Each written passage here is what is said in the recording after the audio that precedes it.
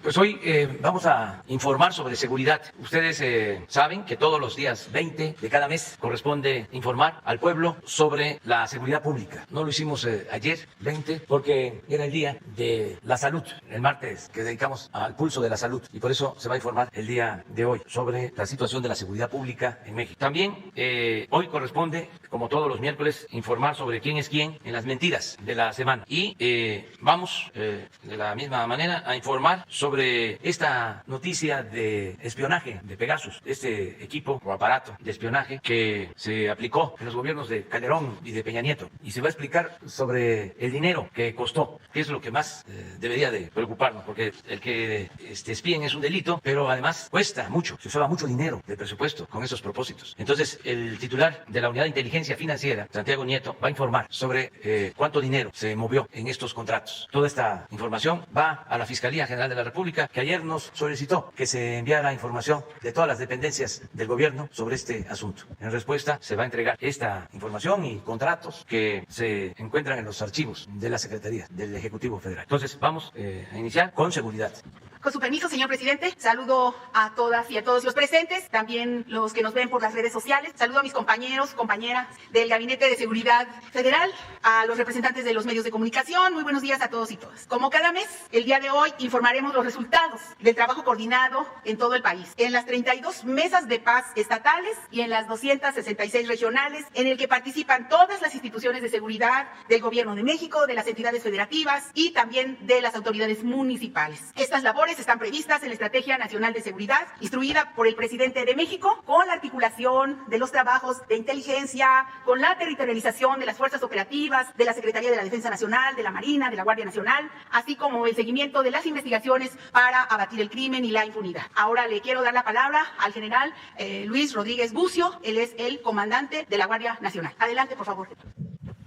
Con su permiso, señor presidente. Muy buenos días a todas, a todos. Voy a permitir dar el avance del último mes por lo que respecta a la Guardia Nacional. Como vemos, el despliegue operativo continúa siendo el mismo que teníamos el mes pasado. La fuerza operativa de 99.946, desplegados de ellos un 85% que corresponden casi a 85,000 elementos, y en actividades de apoyo casi 15,000. El 19 de julio, antier, se activaron ya 8 coordinaciones regionales más en estos lugares, en Zimapán, Jiutepec, Cuchitán, Corregidora, Santa María del Oro, Macuspana, Zacatelco y Cozoleacaque, y con ello ya la Guardia Nacional tiene desplegadas y activadas 222 coordinaciones regionales, y solamente nos quedan 44 para llegar a las 266. Adelante. En cuanto a los coordinadores estatales y los efectivos que están en cada uno de los estados, no tenemos cambio, incluso los coordinadores estatales continúan siendo los mismos, no hay ningún cambio. Adelante, por favor. En la parte del reclutamiento, pues continuamos con la misma meta de 50,000 elementos en los primeros 3 años de la administración. Los 2 primeros años ya se cumplió la meta al 100%, y en este año 2021 tenemos la meta de 14,400 que deben de ser reclutados por la Secretaría de la Defensa Nacional. Adelante. En cuanto a adiestramiento y capacitación, tenemos que continúa el curso de formación inicial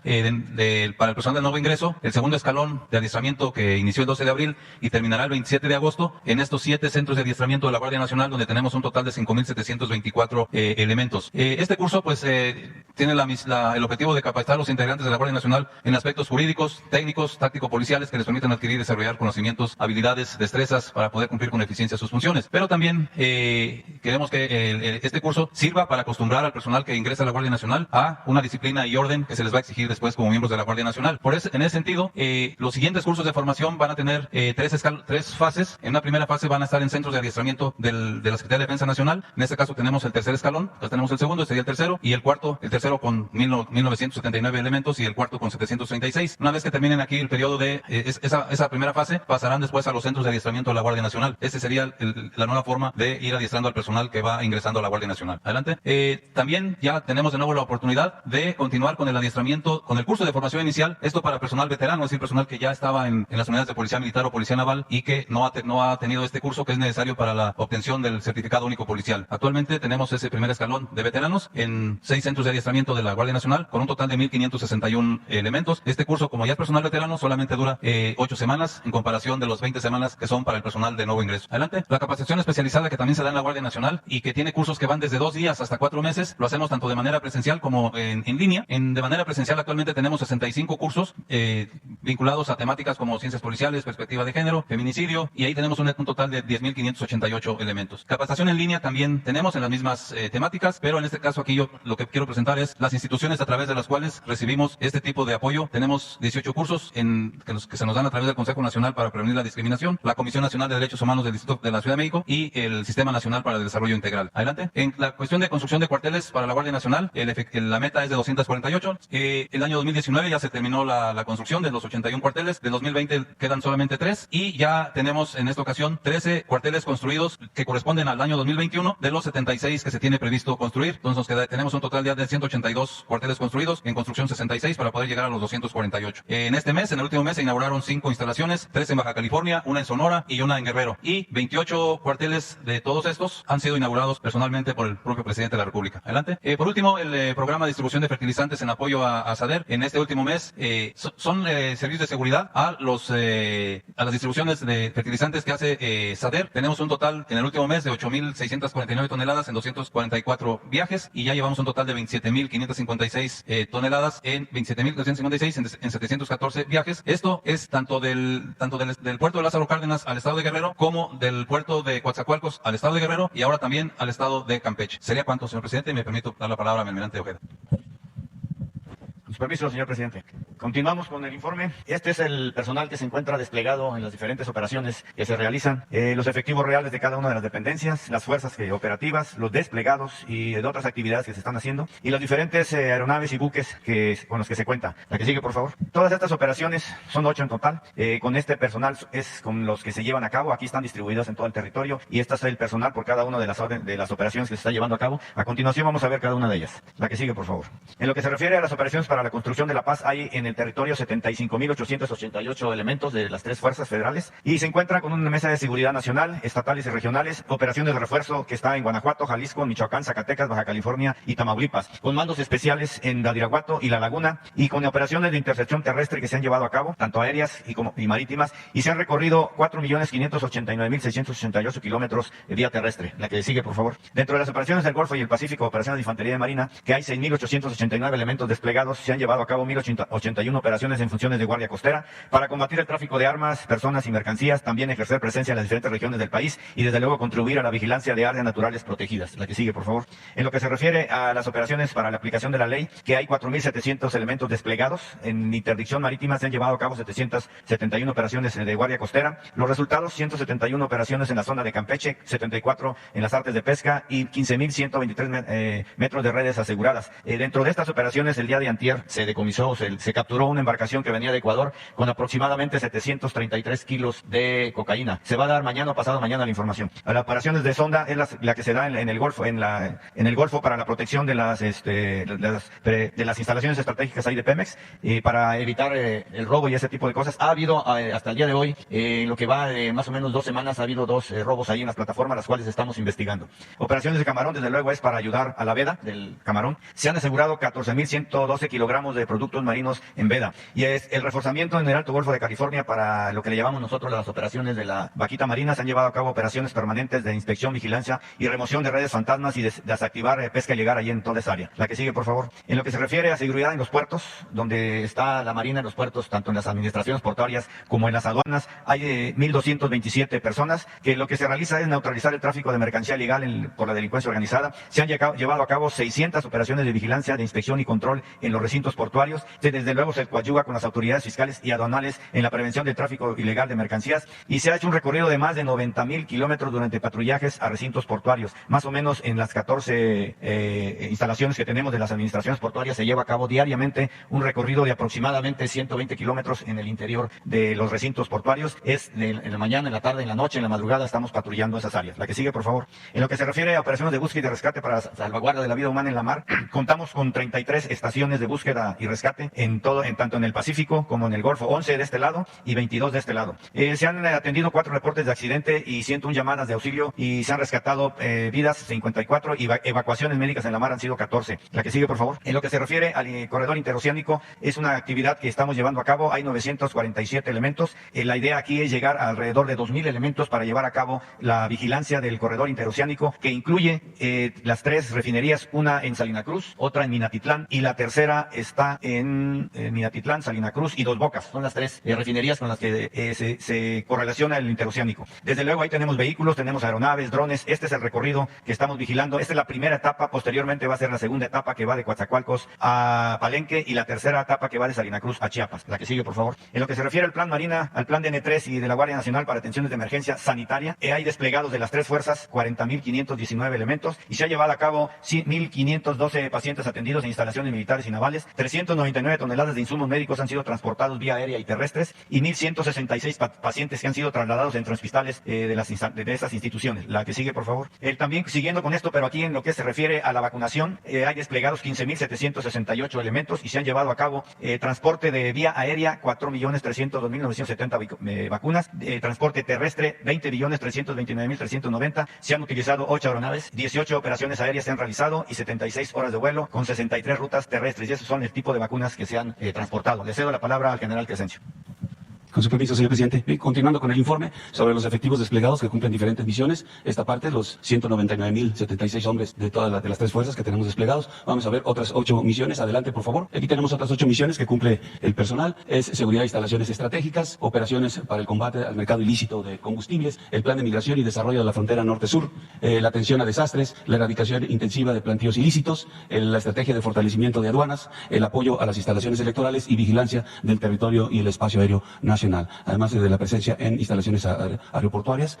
Todo el personal, todos los efectivos que tenemos aquí desplegados suman 52,362 hombres realizando estas 8 misiones. Las vamos a ver cada una de ellas. Adelante. En cuanto a seguridad de instalaciones estratégicas, 6,854 hombres realizando esta misión, dando seguridad a 342 instalaciones estratégicas del país, donde resalta pues la de mayor cantidad, Pemex con 144, Comisión Federal de Electricidad 68 y Aeropuertos y Servicios Auxiliares 57. Adelante, por favor. Las operaciones para el combate al mercado ilícito de combustibles, 2,834 hombres de las 3 fuerzas realizando esta actividad en 6 ductos prioritarios, cubriendo 1,528 kilómetros.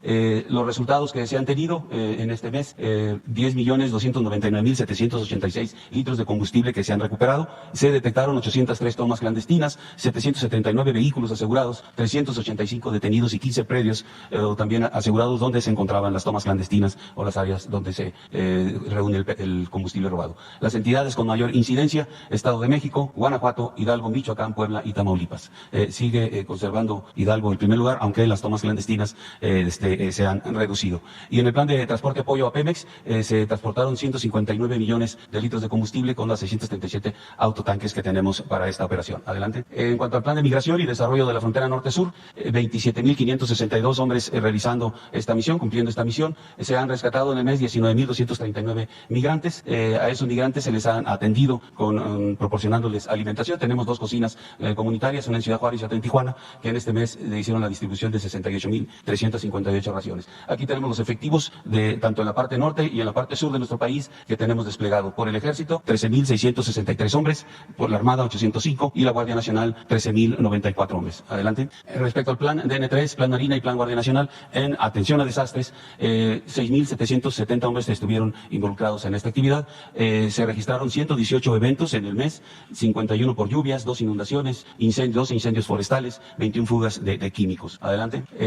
Sobre la entrega de paquetes de enseres domésticos a Tabasco y Chiapas como resultado de las inundaciones del año pasado, en Chiapas se entregó ya la totalidad, los 26,122 paquetes de enseres domésticos, y en Tabasco llevamos un 63% de entrega que corresponde a 122,166 paquetes. Nos queda pendientes el 37% que que son 72.017 paquetes. Adelante. En cuanto a los resultados de todas las operaciones que se llevan en contra del narcotráfico, tenemos en erradicación 3.887 hombres. En este mes solamente se erradicaron 5 hectáreas de marihuana y 93 de amapola. Estamos aquí en el ciclo anual de producción, estamos en el mes que está más bajo, se reducen, este es lo que año con año se presenta, este es el resultado de la experiencia de que se tiene de la contabilización del trabajo y de la detección de plantíos. Adelante, por favor. En cuanto a kilogramos de marihuana, en el mes 8.533 kilogramos de marihuana asegurada, llevando en el año 61.094 kilogramos. De cocaína, 646, y en el año un acumulado de 10.966 kilogramos. De heroína, 3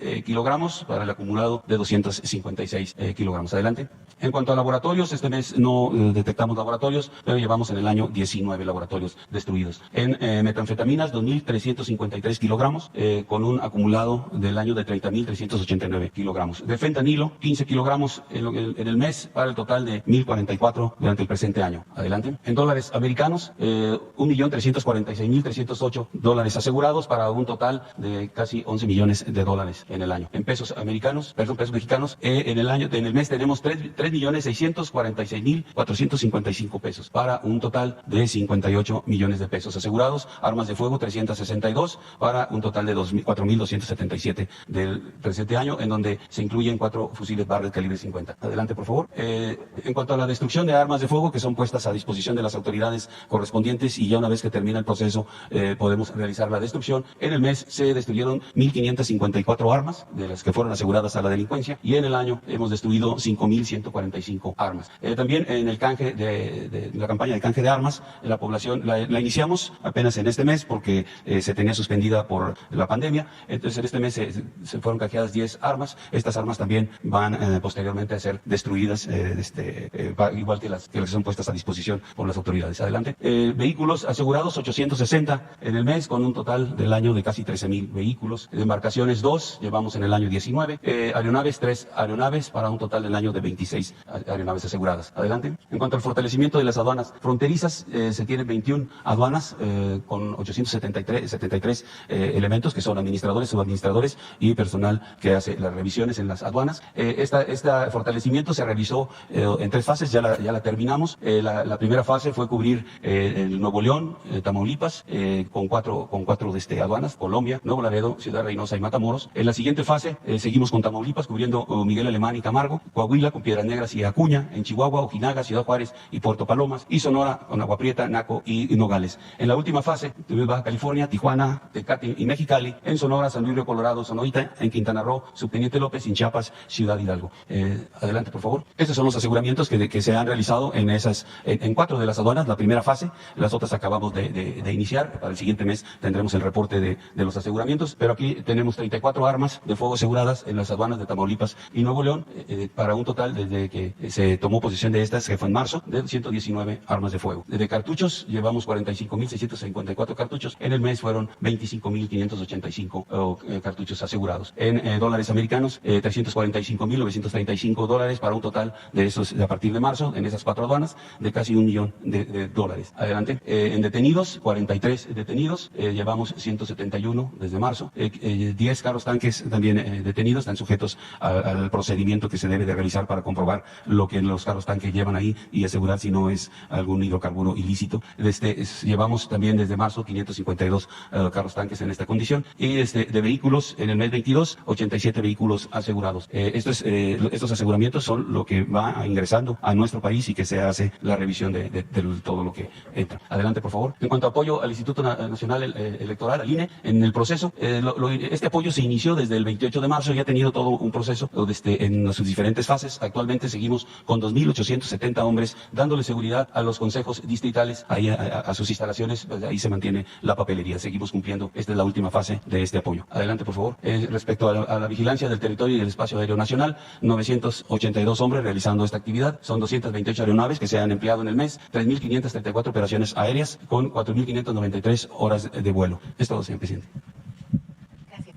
Con su permiso, señor presidente, el día de hoy estamos presentando el informe de seguridad hasta el mes de junio. Este se realiza con todas las carpetas de investigación que se levantan en las diferentes entidades y también de manera central aquí en la Ciudad de México, digamos, de índole federal. Entonces, vamos a presentar a continuación cuáles son los resultados como resultado de todo el trabajo que hacen todas las instancias, mis compañeros que me antecedieron en el uso de la palabra, Guardia Nacional, Marina Defensa y con la Secretaría de Gobernación también, con todo el trabajo que se realiza. Ahora, decir pues que en el primer semestre de 2021 se logró una reducción de 24.6% de los delitos del fuero federal con respecto al mismo periodo de 2019. Pero se está manteniendo la tendencia a la baja, como vemos, en esta administración, aunque se registró un aumento de 4.9% en los delitos del fuero federal en este primer semestre de 2020, debido al incremento en los delitos electorales que precisamente se levantaron, carpetas que se levantaron en el mes de junio, mayo y junio. Entonces, adelante vamos a ver los delitos que fueron los que la causa que ocasiona esta incidencia delictiva. Pero en todos los demás delitos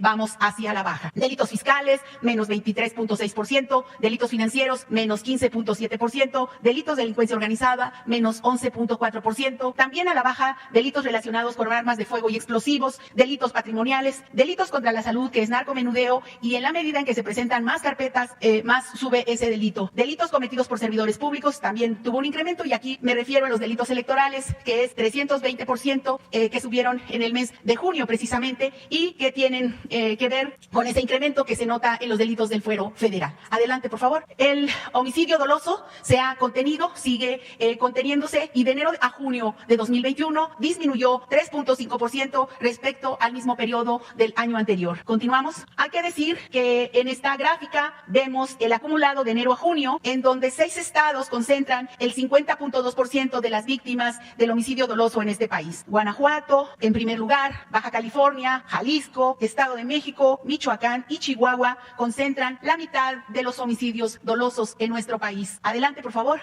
Dado los resultados en la atención de los 15 municipios, se está procediendo a ampliar la intervención a 50 municipios. Ahora ellos concentran, estos 50 municipios, el 47% de los homicidios dolosos en el país. Es decir, de los más de 2.400 municipios, es en estos 50 municipios en donde continúan los homicidios, y se va a proceder con una intervención, un refuerzo en estos municipios. Nosotros dividimos los 50 municipios, el país, en 5 regiones. La región noroeste, que son 13 municipios y representan el 19.5% de los homicidios del país en estos estados, y ahí se concentran 13 municipios. En el noreste hay 3 municipios que representan el 2.1. En el sureste, 3 municipios que representan el 2.2. Recuerden que estamos hablando de un 47%. Y en el centro son 14 municipios que representan el 8%. Y finalmente, en el occidente, 17 municipios representan el 15.3%. Esto es, vamos a cumplir con 2 objetivos: prevención, programas y más atención. Es decir, prevenir las actividades delictivas y atender las causas de la incidencia en zonas focalizadas a través de programas de bienestar, de prevención de las adicciones en general, de atender también acciones conjuntas que permitan mejorar los resultados en las investigaciones de los casos, tanto en materia de delincuencia organizada como generar sinergias entre los actores para la correcta judicialización, así como para construir la paz en estos municipios. Todo va encaminado para la tranquilidad y la paz de los habitantes. Adelante. Bueno, ya decíamos aquí que están estos 50 municipios en estas 5 regiones, y hay que decir que está Tijuana, Ciudad Juárez, León, Acapulco, Culiacán, Cajeme, Guadalajara, Benito Juárez, estos municipios, y los colores tienen que ver con la pertenencia a las 5 regiones, como los veíamos a colores. Entonces están estos 50 municipios en donde se va a fortalecer la inteligencia operativa, la territorialización de las fuerzas de seguridad, así como la judicialización para abatir la impunidad. Adelante, por favor. Aquí está la gráfica de los robos totales. De enero a junio se registró una disminución de 3% con respecto al mismo periodo de 2020, pero desde el inicio de la administración a la fecha, los robos en total se han disminuido 24.5%. Este tema es con referencia al primer semestre de 2019 al 2021, donde se ve el trabajo, la presencia de las autoridades, tanto federales como locales. Adelante. En el robo de vehículo automotor, este semestre el robo de vehículos se redujo 12.2% en comparación con los primeros 6 meses de 2020 y 32.2% respecto al 2019. Se ha logrado mantener en este delito, que casi no tiene cifra negra, una baja considerable, una tendencia a la baja en esta administración. Adelante. En cuanto a la incidencia de los delitos del fuero común, queremos decir que este es el reporte de este primer semestre con respecto al año anterior. En robo de vehículo automotor ya veíamos una tendencia a la baja de 12.2, en robo de ganado 12.2, abigeato, el robo a negocio 9.9, robo a transportista 10.9, también con tendencia a la baja, robo a casa habitación 5.5%, el robo en transporte colectivo ha subido casi 5%, adelante, también el robo a transeúnte subió 10% y en el robo a transporte individual 19%. Estos son los delitos que están a la alza. También el feminicidio 3.3% subió en este semestre y la violación 32%, así como el robo en transporte público individual. Adelante. Es un comentario aparte en esta gráfica la presentación de las víctimas de secuestro en nuestro país. Los primeros 6 meses del 2021, el secuestro disminuyó 29% respecto al periodo del 2020 y ha tenido una tendencia a la baja, aquí lo vemos muy claro,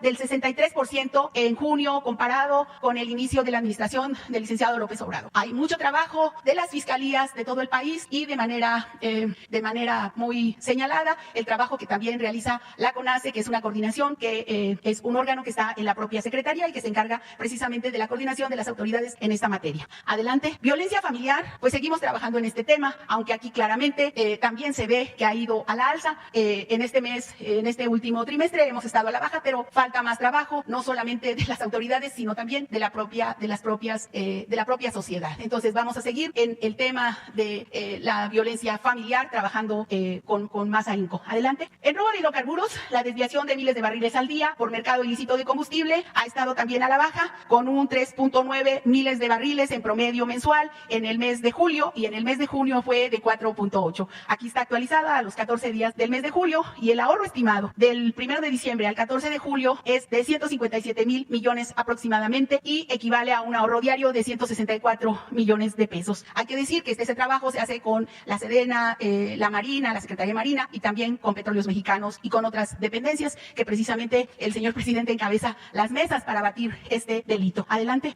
Y en la prevención de toma de casetas también con la presencia de las Fuerzas Armadas de enero a julio de 2021 se evitó la pérdida de 7,355 millones y de 2020 al 2021 de 16,952 millones de pesos. Adelante. De los montos y las cuentas bloqueadas por la Unidad de Inteligencia Financiera, se le quitaron a la delincuencia organizada 14,394 millones de pesos, más del 92.5% de estos avances se han dado en el gobierno actual. En el 2021 se llevan 1,168 millones de pesos y en lo que va de la administración se han bloqueado 39,465 cuentas. Muchísimas gracias. Eso sería, ¿verdad? Buenos días. Con su permiso, señor presidente. Esta semana, en la sección de ¿Quiénes quieren las mentiras de la semana?, presentaremos varias notas y mensajes que buscan diseminar desinformación entre la población. Antes de ello, queremos mencionar muy puntualmente el tema de la investigación global sobre el programa de espionaje Pegasus, creado por una empresa israelí, que se ha convertido en un escándalo internacional. Según documentaron 80 periodistas de 17 países entre 2016 y 2017, fueron espiados más de 50,000 teléfonos en todo el mundo. En México, durante el gobierno de Enrique Peña Nieto, fueron intervenidos 15,000 celulares, entre los que se encuentran 180 periodistas y 600 políticos, incluyendo a 50 personas del círculo más cercano del presidente Andrés Manuel López Obrador, como su esposa y sus hijos. Al respecto, el gobierno de México condena este tipo de actos que atentan contra las libertades individuales y colectivas, así como el derecho a la privacidad que tenemos todas y todos. Solo un gobierno autoritario que le tiene miedo a la gente puede vigilar a los ciudadanos. El gobierno encabezado por el presidente Andrés Manuel López Obrador respeta plenamente la libertad de expresión de todas y todos, y no espía, persigue o reprime a periodistas u opositores. Por lo que a este caso atañe, contribuiremos con las autoridades que lleven a cabo las investigaciones correspondientes.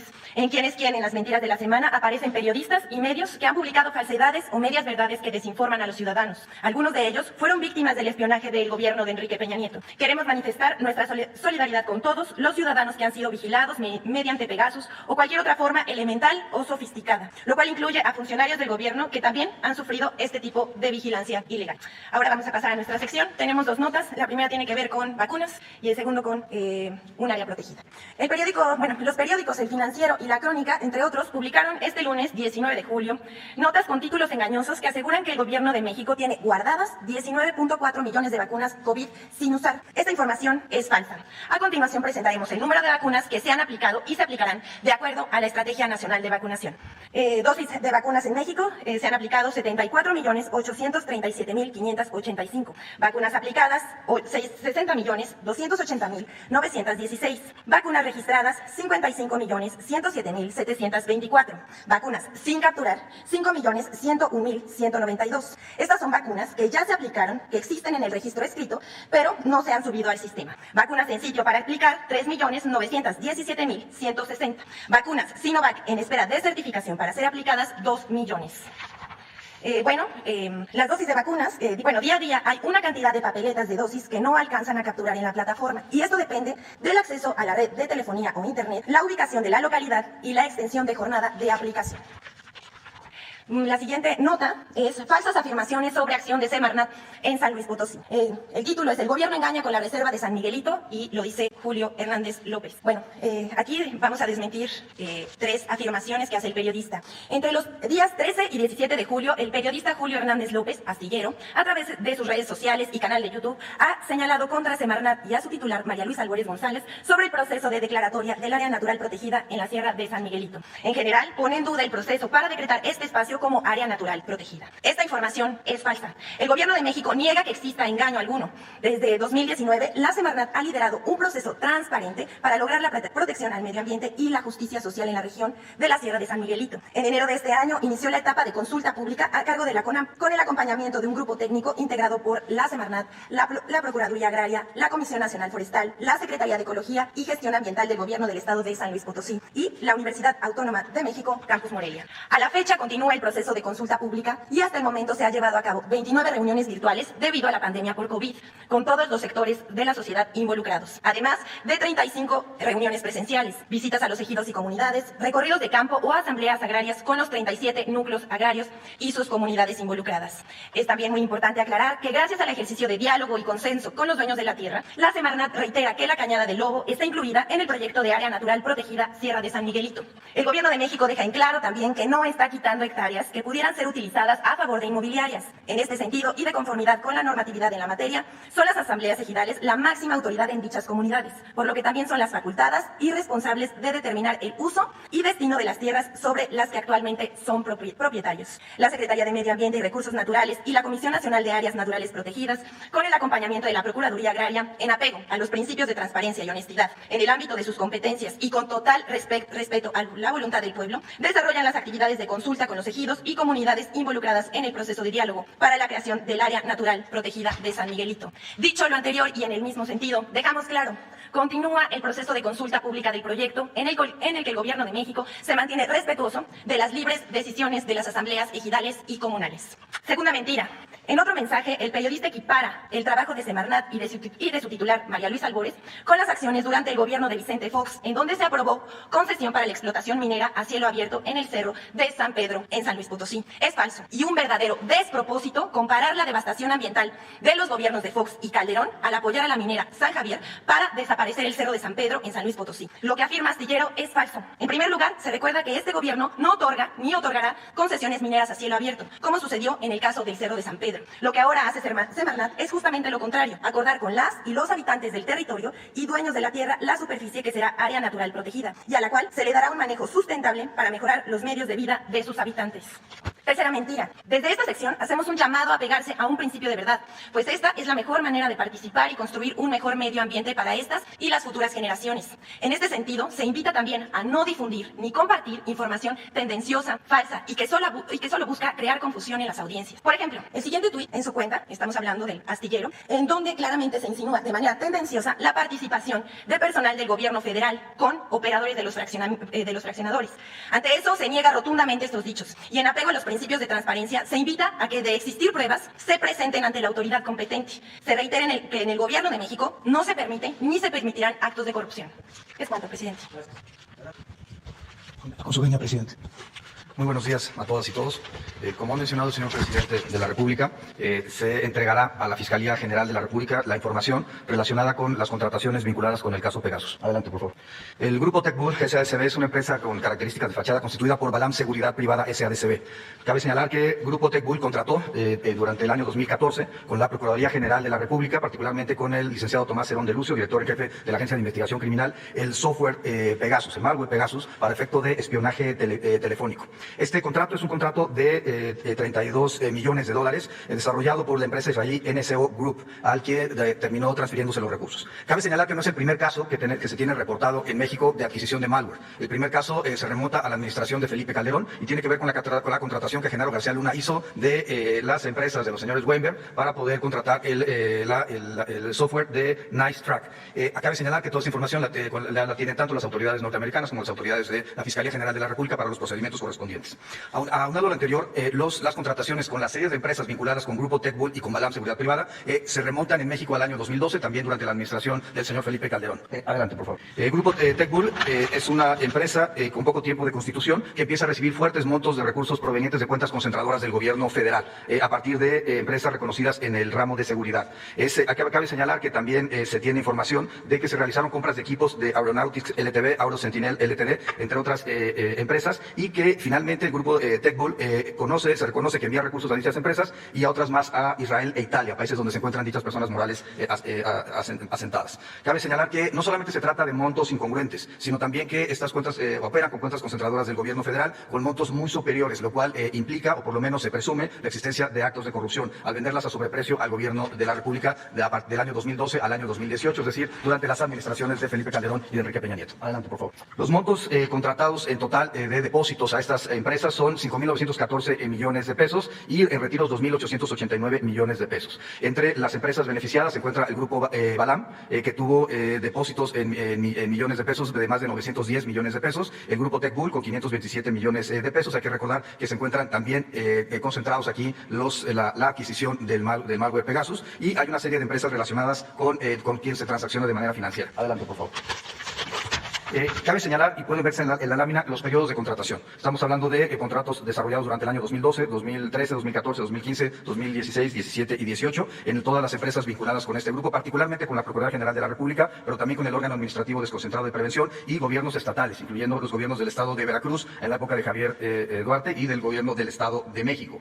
Cabe señalar que Banobras inclusive tiene contrataciones con estos grupos. Adelante, por favor. Es importante señalar que las contrataciones concluyen el 31 de diciembre del año 2018 y que durante la administración del presidente López Obrador estos grupos no han sido contratados por el gobierno federal. Adelante, por favor. Ese mapa se empieza a leer a partir del lado, izquierdo de la pantalla para ustedes, donde los círculos verdes significan las dependencias del gobierno federal. Esas contratan con el grupo de Balam y el grupo Balam transacciona enviando recursos a empresas de naturaleza fachada y también particularmente Israel a Italia. A partir de esos recursos son turnados a TechBull, que es la segunda serie de empresas que se encuentran ahí relacionadas, en donde tiene dos cuentas bancarias, de los cuales envía recursos a otras empresas del grupo, particularmente a KBH, que es el tercer grupo de empresas que se encuentran ahí vinculadas. KBH es la que termina mandando los recursos a NSO, que es la dueña en Israel del malware Pegasus, y las transacciones terminan, como se ha mencionado, en Italia, Estados Unidos y particularmente en Israel.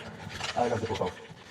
Respecto a TechBull, como se ha mencionado, es la empresa que por 32 millones de dólares es contratada por la Procuraduría General de la República en la época de Murillo Karam, particularmente con una firma del señor Tomás Herón. Hay un anexo técnico firmado en el año 2014 y un reconocimiento de adeudo por 145 millones de pesos para el año 2015. Hay inusualidades que han sido detectadas por el sistema financiero y que han sido fueron informadas en su momento desde el año 2016 a la Unidad de Inteligencia Financiera por 151 millones de pesos transferidos entre marzo y diciembre de 2014 y 148 millones de pesos solamente entre los meses de noviembre y diciembre del año 2014. Hay que señalar también como una parte importante que de 2013 a 2018 esta empresa declaró ingresos por 490 millones de pesos y deducciones por 485 millones. Es decir, la presunción es que hay una contratación de empresas que facturan operaciones simuladas para deducir impuestos y no pagar los impuestos al Estado mexicano. Es interesante que en el año 2019, terminando la administración del señor Peña Nieto, la empresa declara en ceros. Es decir, no vuelve a tener ninguna ganancia. Adelante, por favor. Balam Seguridad Privada es la segunda, tiene depósitos en 2014 y 2015 por 127 millones de pesos y envío de 18 millones de dólares en transferencias internacionales a Estados Unidos e Israel. Tiene también un contrato con la Procuraduría General de la República en 2013 por venta de aviones no tripulados y kit de drones por 30.6 millones de dólares. Es importante señalar que envía recursos por 23.3 millones de dólares esta empresa a empresas constituidas particularmente en Israel. Hay pagos en ese entonces por la Secretaría de Hacienda, la Oficialía Mayor del Gobierno del Estado de México, la Secretaría, entre otras, y que en 2013 2013 a 2018 declara ingresos por más de 1.017 millones de pesos y, sin embargo, tiene un promedio de 5 trabajadores anuales, los cuales en 5 años reciben 7 millones de pesos. El dinero, evidentemente, terminaba entre otros espacios, como se ha mencionado. Adelante, por favor. El grupo Tech Bull y el grupo Balam Seguridad Privada transaccionan con un grupo de 10 empresas con características de fachada en razón de los domicilios fiscales, los accionistas y representantes legales y con características de personas jóvenes y con incongruencia en su perfil socio-demográfico para ser accionistas de una empresa que reporta ganancias por más de 1.000 millones de pesos. Adelante, por favor.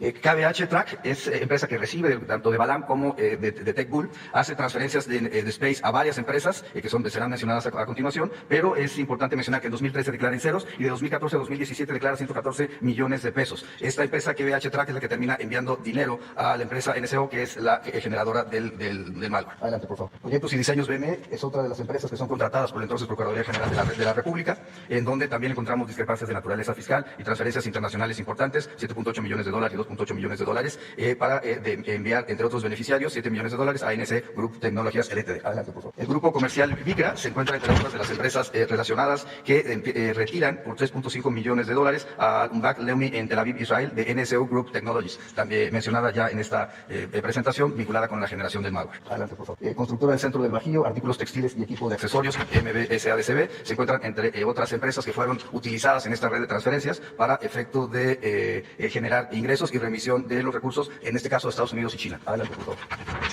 Hay también Space, que vincula por más de 1.067 millones de pesos a esta empresa, coordinadora de imagen y servicios estratégicos SADCB, que transacciona con las empresas antes mencionadas. Adelante, por favor.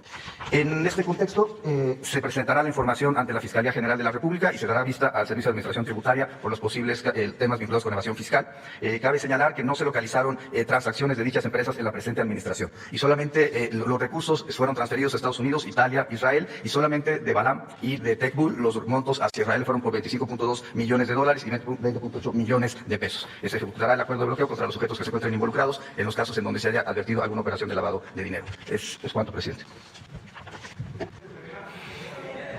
Uno, y luego atrás tú, y tú, 4, 5. A ver. Gracias, presidente. Muy buenos días a todos. En 2016, Proceso documentó que 2 años antes, en 2014, el gobierno de Ángel Aguirre Rivero, en el estado de Guerrero, adquirió la empresa Neonlix de México, propiedad del empresario Gilberto Enríquez y vinculada a la compañía italiana Hacking Team, un equipo de espionaje. Para este fin se destinaron 17.5 millones de pesos del Fondo de Aportaciones para la Seguridad Pública. Este movimiento, como lo acaba de presentar el titular de la unidad, Santiago Nieto, pues benefició este consorcio vinculado con una red nacional de intervención de comunicaciones impulsada por el gobierno de Enrique Peña Nieto a través del exdirector de la Agencia de Investigación Criminal, Tomás Cerón de Lucio. El equipo, que se sigue utilizando hasta la fecha en el estado de Guerrero durante el gobierno de Héctor Astudillo, se le conoce como el Perro, porque es clasificado como un aparato de rastreo de telefonía celular y fue utilizado, presidente, en el caso Ayotzinapa, concretamente para realizar una red de vínculos de los dispositivos móviles que estuvieron activos durante la noche de la masacre y la desaparición de los 43 normalistas. Presidente, la pregunta concreta. El gobierno federal, a través de la Fiscalía General de la República, también ampliará esta investigación, sobre todo porque se informó también que Veracruz y otro estado están vinculados con esta adquisición de equipos de espionaje, para tener una idea de cuántos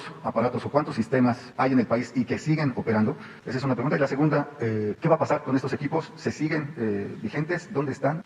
¿Cuál es el fin que se le ha dado a este sistema? Presidente, gracias. Bueno, todo esto tiene que ver con el antiguo régimen. Eran las prácticas, ¿no?, para tener control, para intimidar, manipular, para imponerse. Esto fue un distintivo durante todo el periodo neoliberal, prácticamente todos los gobiernos, incluso desde antes. Pero se fue perfeccionando el espionaje a partir de una etapa nueva que se inicia con Carlos Salinas, con el CISEN. Baste saber quiénes fueron los directores del CISEN: un señor del Villar en la época de Salinas, Tello, Wilfrido Robledo. Ahí se formó García Luna. Es muy probable que de ahí hayan salido muchos otros. Fue toda una escuela. Y no solo era una práctica que se llevaba a cabo desde el gobierno federal, sino también en los estados, como lo mencionas. Todo esto pues debe de desaparecer. Eso es lo más importante, la no repetición, el que ya no se espía a nadie. Por eso es importante la investigación que se hizo a nivel mundial, y también por eso fue importante lo de Wikileaks en su momento, que Assange debe de ser liberado porque está injustamente en la cárcel, tratado con saña por dar a conocer algo parecido, que yo creo que hasta de más alcance, porque nadie debe ser espiado, se debe de respetar a opositores, y los sistemas de inteligencia pues tienen que estar orientados a la defensa y a la protección de la seguridad de los estados, la seguridad nacional, para garantizar la paz, la tranquilidad, enfrentar la delincuencia organizada. Pero no puede utilizarse el espionaje con propósitos políticos, que era lo que predominaba. Entonces tenemos que cambiar. Qué bien que la Fiscalía ha iniciado una investigación, que se profundice, que se presenten más elementos, que se ventile todo este asunto, sobre todo, insisto, el costo, porque era un jugoso negocio, tanto de las empresas como de los funcionarios. Imagínense un contrato, ¿cuánto fue el de Pegasus? $32 millones de inicio.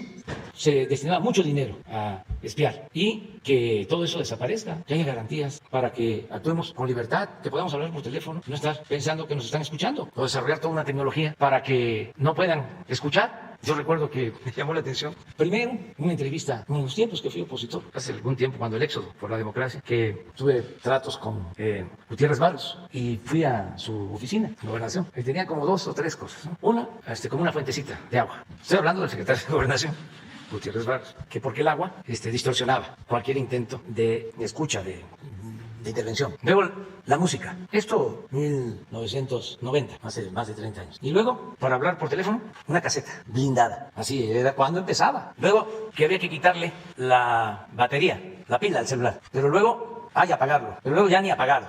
Y ya, la sonorización del espacio, desde arriba. Entonces todo eso, pues ya debe desaparecer. No estar espiando. Y no solo empezó a aplicarse en los gobiernos o para saber de opositores, las empresas para informarse sobre la estrategia de la competencia o de los competidores, también a escuchar, espiar. Entonces debe desaparecer todo esto. En el caso de nosotros, pues fue de las primeras medidas que tomamos, desaparecer el CISEN. Pues padecimos durante muchísimo tiempo de espionaje. Escuché grabaciones que tenían que ver con nosotros, que nos mandaban cuando hubo un movimiento por la defensa del petróleo. Me tocó escuchar, me mandaron una grabación, una plática de Tello, que es el del CISEN, con Robledo, no sé, Wilfrido. Y así, en la pasada elección, hasta helicópteros pasaban por la casa, entraban. Había un sistema que le llamaban Pejelic, una página, pero se alimentaba de eso, pura guerra sucia, que se alimentaba de toda la inteligencia, entre comillas, o mejor dicho, espionaje, que no inteligencia. Entonces hay que abrir y que se siga con la investigación. Gracias, presidente. Buenos días a todos. Nancy Rodríguez, de Oro Sólido y de Empuje Migrante. Presidente, si me permite, para el doctor Santiago Nieto, sería la primera pregunta. Doctor Santiago Nieto, usted mismo fue víctima de espionaje y también persecución por el gobierno del expresidente Peña Nieto. ¿Presentó o presentará alguna demanda por este hecho, doctor Santiago Nieto? Y también, doctor, ustedes, por su trabajo y sus resultados, es muy popular y apreciado por un buen número de mexicanos, y no sé qué opina usted, que algunos de ellos lo ven bien como para ser el próximo presidente. Si me hace favor. Contestas lo primero, ¿no? Y también si tienes lo segundo. Con su venia, presidente. No, bueno, respecto a los temas de espionaje, todos los hechos del pasado presidente, me comentó desde las primeras veces que hablamos que la venganza no debía ser el objeto de vida de una persona, sino más bien la justicia. Entonces no presentaré ninguna denuncia. Respecto al tema, debo decir también que en la Unidad de Inteligencia Financiera, cuando se recibió, encontramos al paso de los meses una lista que se llamó un archivo, que era todas las investigaciones que se habían desarrollado, llamada Los Maléficos, por cierto, y en esa estaba el número 1, con el apodo del Gallo, era el presidente Andrés Manuel López Obrador.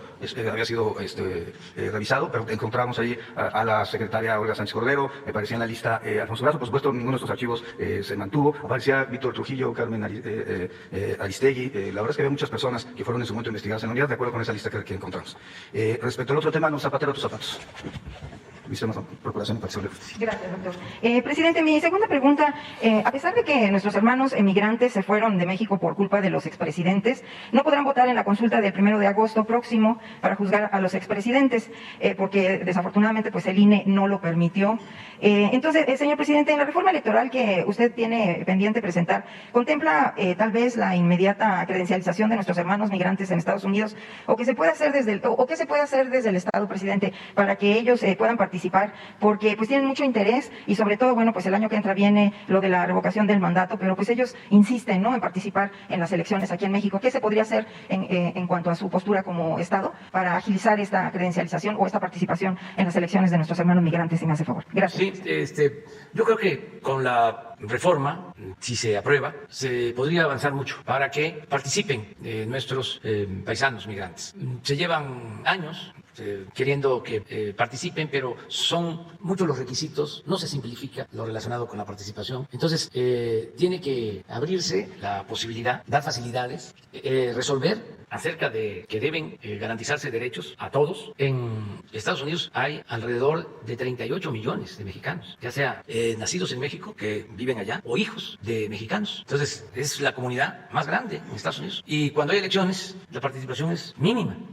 Se atribuye a que hay mucha población que no ha podido regularizar su situación migratoria, pero ni eso lo justifica la poca participación en las elecciones, porque muchos sí están completamente regularizados y no participan. Además, se tiene que buscar que participen todos. Hay que esperar también, porque el presidente Biden hizo el compromiso de regularizar a 10 millones de migrantes. Ese es un compromiso, es un planteamiento que está en espera de que se cumpla, y en la reforma electoral podría atenderse este asunto, buscar la forma de que se vote y que no sea solo presencial, por ejemplo, por el temor de que puedan ser deportados.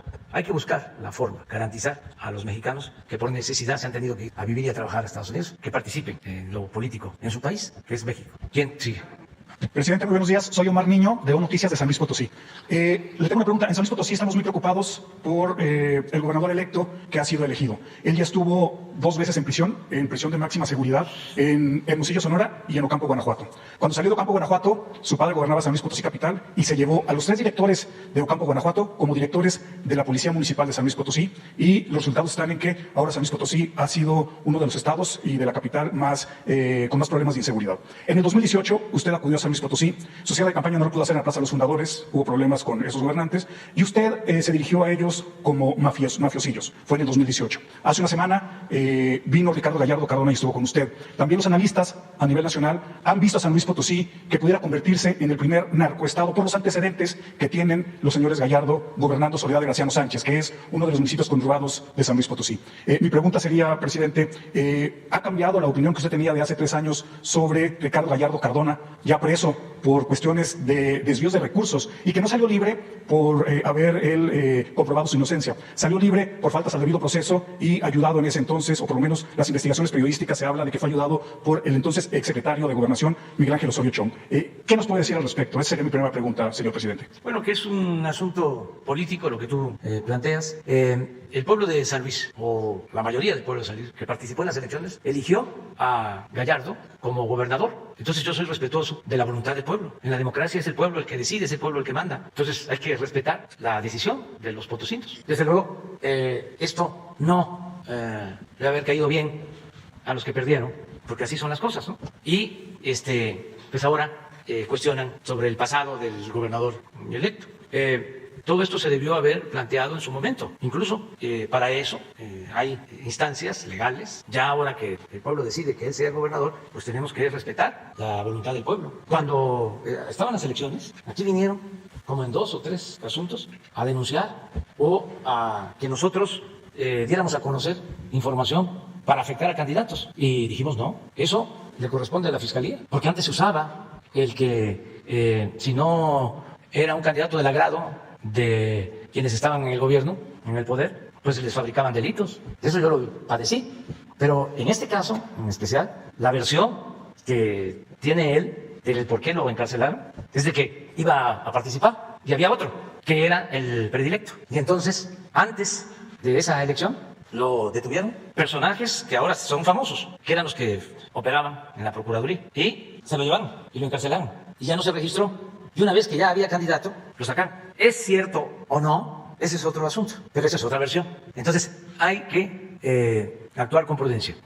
Dice un dicho de mi pueblo que para mentir y comer el pescado hay que tener mucho cuidado. Mi siguiente pregunta sería para el titular de la UIF, Santiago Nieto.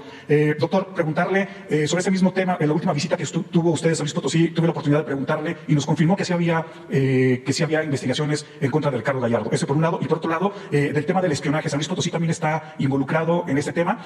Hace 1 año y 4 meses fue asesinado y descuartizado un expresidente del PRI en San Luis Potosí, el hombre más cercano a Murillo Karam.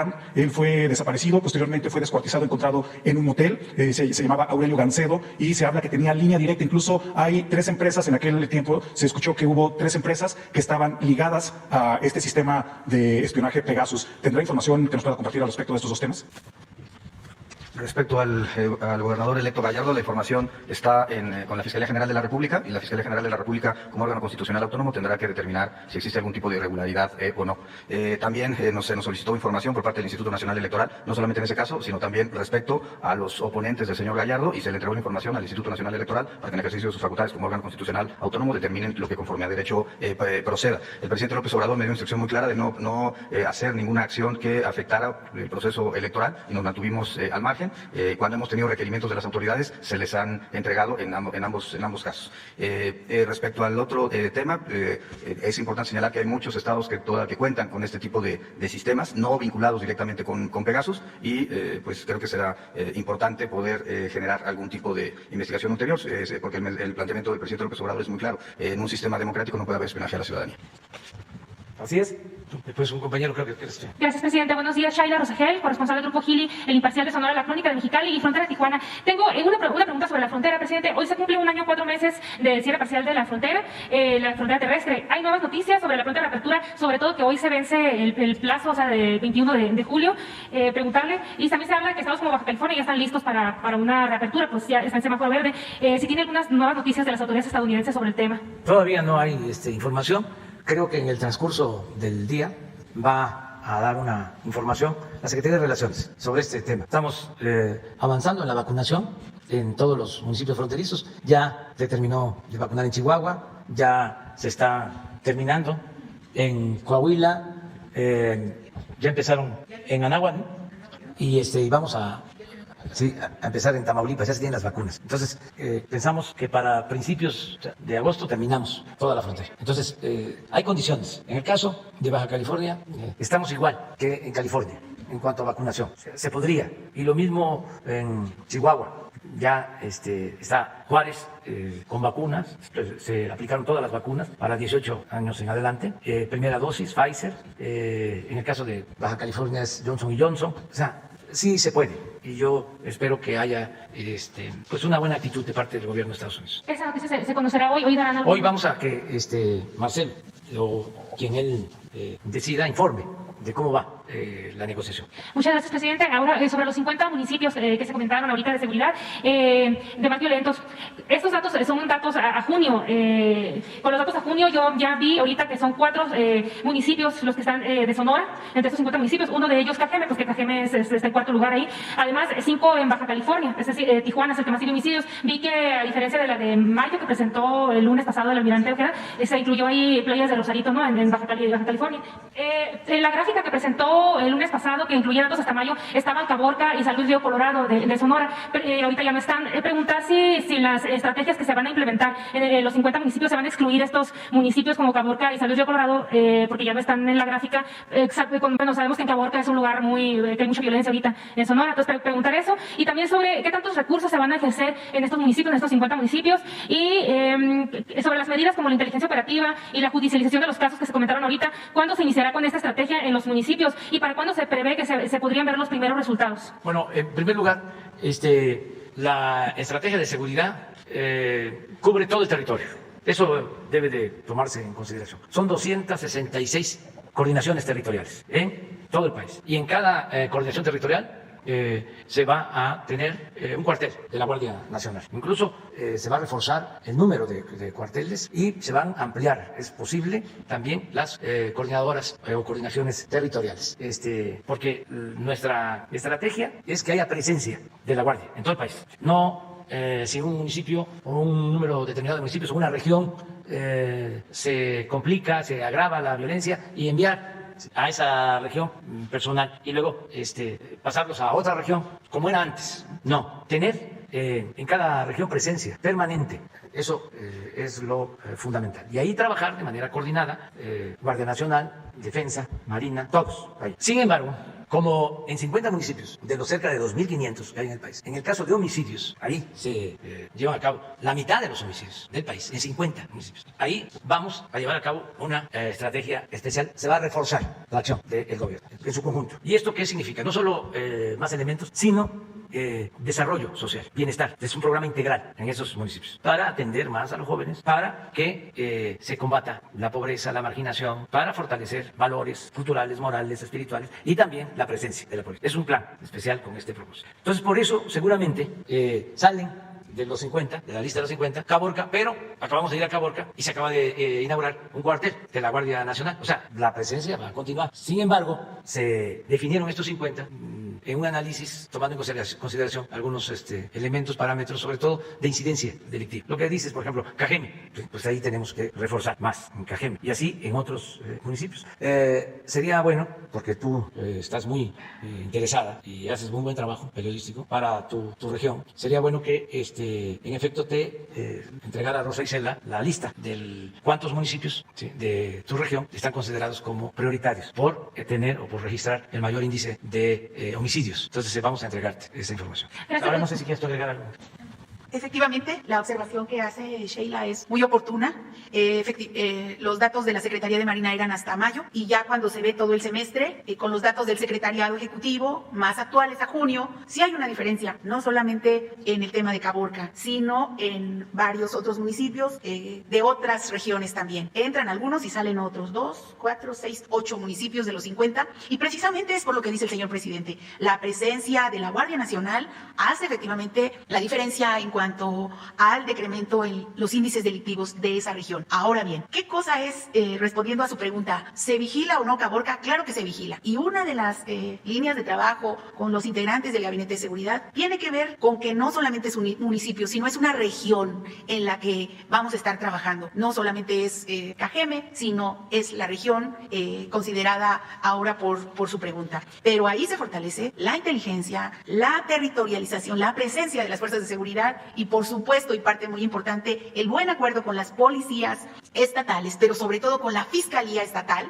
quien tendrá que tener muy en cuenta esa coadyuvancia que nosotros estamos trabajando en el homicidio, que es un delito del fuero común, para ir resolviendo los casos en los que nosotros podríamos estar participando junto con ellos. Ellos ya tienen la mano en la investigación como Policía Estatal, pero estamos trabajando con todos, por eso se tienen mejores resultados. Entonces, sí. Secretaria, ¿hay algún plazo que tengan para estos 50 municipios? Vamos a estar en la evaluación constante. Yo sí quiero decir que la energía que ustedes ven con el señor presidente es una energía que nos transmite la responsabilidad y el compromiso al Gabinete de Seguridad. Él es muy exigente y para los que nos están oyendo en las mesas de paz, todos los gobernadores, presidentes municipales, él exige resultados claros, concretos y por eso hay una evaluación constante. A ver, ¿cómo va tu estado? ¿Cómo va tu región? ¿Cómo va tu municipio? Entonces sí hay una responsabilidad compartida con todas las autoridades y bueno, una exigencia del presidente que es muy estricto al respecto. Gracias, presidente. Ya por último, una pregunta muy rápida. ¿Qué información tiene sobre la variante Delta y qué tanto está afectando a los niños menores de 12 años que aún no pueden recibir la vacuna contra COVID-19?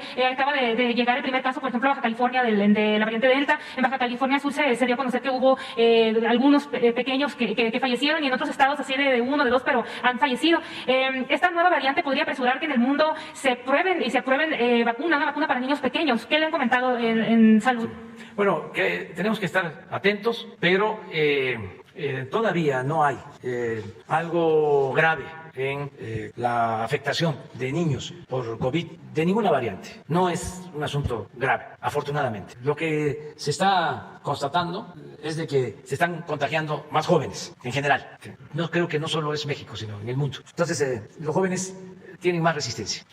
Se ha probado que, como se sostuvo desde el principio, el COVID afectaba más a las personas mayores y a personas con enfermedades crónicas. Eso es lo que se ha probado. Como se empezó a vacunar a adultos mayores, ¿te acuerdan cuánto insistimos de que primero eran los adultos mayores? Habían presiones de todo tipo y las resistimos. A veces hay que refrescar la memoria. Y dijimos, los adultos mayores, porque son los más vulnerables. Y repetía y repetía. Si vacunamos a los adultos mayores, dicen los especialistas que podemos reducir el número de fallecimientos hasta en un 80%. Eso lo dije muchas veces y nos pedían que cambiáramos la estrategia y no, empezamos de los mayores hacia la gente más joven. Y fue buena esa decisión, porque ahora los que desgraciadamente están falleciendo son los que no están vacunados. La mayor parte de los que fallecen por COVID es personas que no han sido vacunadas. De ahí también mi insistencia de que la persona adulta que lo estuvo pensando y que todavía no se vacuna, de manera respetuosa, llamarlos a que se vacunen, porque sí protege la vacuna. Está demostrado que protege. Hay casos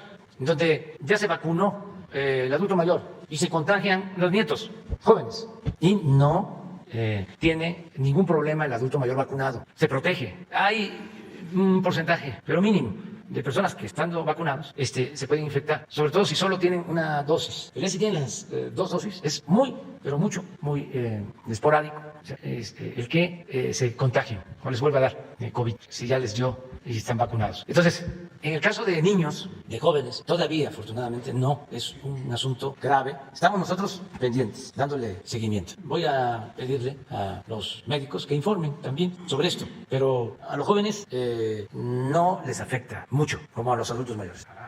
En estos tiempos que se relajaron y que hubo en algunos casos como vacaciones y que se fueron a los centros turísticos y demás, bastante jóvenes con contagio, pero afortunadamente sin ser hospitalizados y sin gravedad. Hay casos, pues, pero no es lo general, es lo que podemos comentar. Hola, muy buenos días, señor presidente. Soy Pepe Ramírez del canal El Charro en Vivo, un canal en medios digitales. Señor presidente, el pasado lunes 19 se dio a conocer una noticia que se convirtió en escándalo nacional, donde los magistrados del Tribunal Electoral del Poder Judicial de la Federación fueron exhibidos haciendo uso de recursos públicos de manera inapropiada e ilegal. Y es que con el dinero de todas y todos los mexicanos, los magistrados decidieron darse la gran vida gastándose cientos de miles de pesos. Todo esto, presidente, lo hicieron usando la tarjeta de crédito institucional, a pesar de que el mismo reglamento interno del tribunal establece que solo deben utilizarse estrictamente para realizar los gastos esenciales para sus funciones. Presidente, esto que sucede es inmoral. En primera, los magistrados no deben de tener una tarjeta de crédito, ya que sus sueldos son exorbitantes. Pero lo que más duele es que esta historia se repite en algunos estados de la República, donde los jueces y magistrados se sienten intocables y representan intereses facciosos. Tal es el caso de Jalisco, donde los delitos cometidos por estos servidores públicos abundan, así como las prácticas inmorales como el nepotismo, y no son castigados. Asimismo, sucede en los organismos autónomos. Por ejemplo, Lorenzo Córdoba, presidente del INE, se gastó entre el 2014 y el 2020 más de 700,000 pesos en alimentos, mientras hay ciudadanos que tristemente no tienen ni para comer.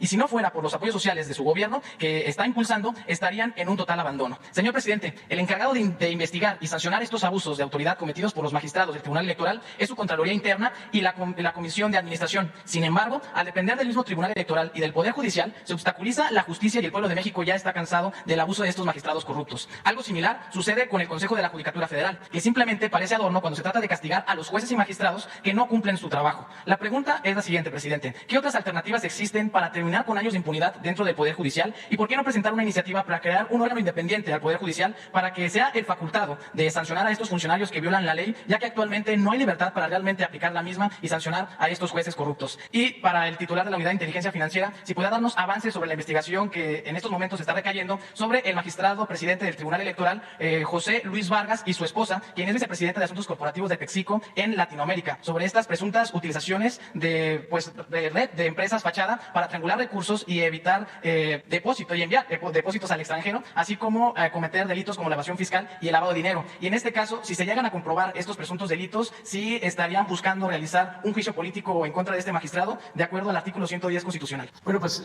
primero, ¿cómo enfrentar todo esto? Denunciándolo. Y ya lo hiciste. Y eso es bueno, que se denuncie, que la vida pública sea cada vez más pública. Eso no quiere decir que a quienes te referiste sean culpables. Eso no nos corresponde a nosotros. No podemos hacer juicios sumarios, no puede haber linchamientos mediáticos, políticos. Para eso están las autoridades. En ese caso, existe la Fiscalía, y existe la Fiscalía Anticorrupción, y existe la Fiscalía Electoral, y existe también el Consejo de la Judicatura, que la verdad está integrado por gente responsable, seria, empezando por el presidente de la Suprema Corte de Justicia, que es un hombre recto, el ministro Saldívar. Pero ahí en el Consejo de la Judicatura hay consejeros como el maestro Batis y consejeras que son honestas y estrictas. Es cosa de acercar la información. Yo le pediría con todo respeto, o le sugiero de manera respetuosa a los integrantes de la Judicatura, del Consejo de la Judicatura, que informaran de manera abierta, de forma directa, a los ciudadanos, para que se sepa de cuál es su función, qué hacen, porque son los encargados de vigilar de que no haya corrupción al interior del Poder Judicial y de que se atienda al pueblo, que se imparta justicia. Son los que deben de estar siempre pendientes, y están pendientes, pero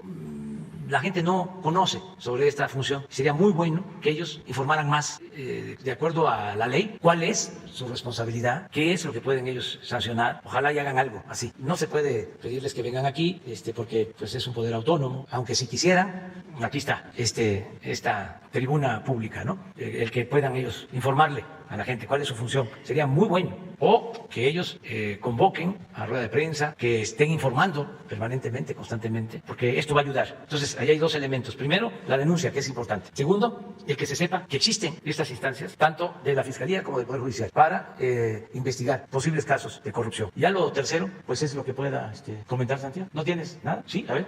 Sí. Con su venia, presidente. Solo podría decir que se ha entregado información a la Fiscalía General de la República en 2 ocasiones. El primer caso hubo una determinación de no ejercicio de la acción penal. Nosotros lo impugnamos ante un juez de control y será un juez de control el que determine. Puede determinar que no hay competencia, legitimación procesal activa para impugnar un ejercicio de la acción penal por parte de la Unidad de Inteligencia Financiera. Puede determinar que falta investigación por parte de la Fiscalía y devolver la carpeta de investigación. O puede determinar que la investigación de la Fiscalía fue correcta y que por tanto no hay mayor cuestión que perseguir. En todos los casos acataremos la resolución judicial y creo que es uno de los mecanismos que tenemos para hacer efectivo pues nuestro Estado de Derecho. Finalmente hay mecanismos procesales que las partes tienen para efecto de que sean jueces los que resuelvan y por supuesto que el presidente siempre me ha planteado que debemos de actuar con absoluto respeto a los otros poderes. Con el presidente de la Suprema Corte y con el Consejo de la Judicatura hay un acuerdo para revisar periódicamente a los jueces a través de un modelo de riesgo, incluyendo a los magistrados electorales, y cuando hay casos, lo que nos ha planteado el presidente como instrucción es hacer el conocimiento de las autoridades correspondientes. Yo tengo un enorme respeto por la fiscal anticorrupción, me parece una persona, la doctora Mijangos, una persona íntegra, capaz, y si hay cualquier tipo de diferendo, la justicia federal será la encargada de revisar. Nosotros creemos en el Estado de Derecho y creemos en la ley. Presidente, tengo una última pregunta que está un poquito más larga, ¿se la puedo realizar? O ya pasamos. Como usted me diga, presidente. A ver, sí. Muy bien. Presidente, usted le dio un giro de 180 grados a esta política aplicada en nuestro país, anteponiendo el bienestar del pueblo y la dignidad de la sociedad. Sin embargo, no todos piensan de la misma manera y Jalisco es un ejemplo de esto. Tal es el caso de lo que está sucediendo en Chalacatepec, ubicado en el municipio de Tomatlán y que forma parte del corredor turístico de Costa Alegre, Jalisco. Aquí, en esta playa, que de hecho es un santuario tortuguero, se está construyendo un desarrollo turístico conocido como Nuevo Cancún, haciendo uso de asociaciones corruptas entre empresarios y funcionarios públicos. El proyecto inició en el 2010 en el sexenio panista encabezado por Emilio González Márquez y bajo su cobijo, las empresas del grupo Rasland efectuaron una transacción para la adquisición de 1.200 hectáreas a 57 ejidatarios de José María Morelos, ejido de Tomatlán, por un total de 247 millones de pesos. Sin embargo, los predios fueron adquiridos a un costo menor al real a través de argucias como manipulación e intimidación a los ejidatarios. Esto ha generado un largo juicio por la tenencia de la tierra que hasta el momento no ha terminado. La inversión sería financiada por el Instituto de Pensiones del Estado y el desarrollador privado Razaland, donde Pensiones aportaría 89 millones de dólares y la empresa pondría 94 millones. Sin embargo, Pensiones del Estado, a pesar de prácticamente estar igualados en este monto que aportaron cada uno, solo recibiría el 24% de las acciones.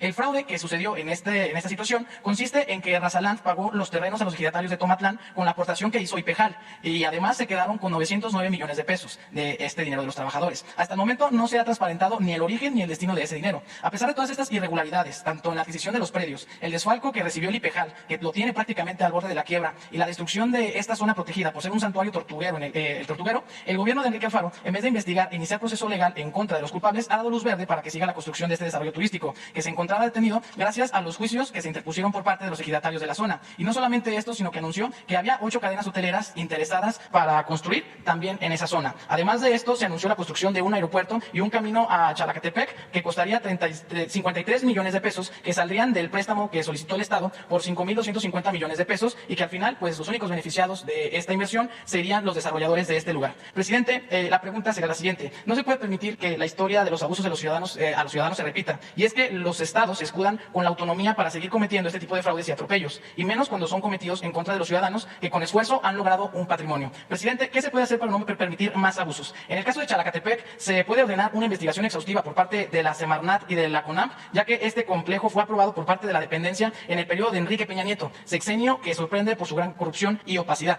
Y presidente, ¿se puede ordenar una auditoría también para estos recursos erogados por parte del gobierno del Estado? Porque al final de cuentas, a todas luces es irregular y se beneficia solamente a unos cuantos. Pero nada más ahí, lo que nos corresponde a nosotros es que la Secretaría de Medio Ambiente nos informe en qué situación está el proyecto. Y vamos a dar a conocer el informe, si te parece. Muy bien, muchas gracias. Mañana, ya nos pasamos. Ya nos pasamos.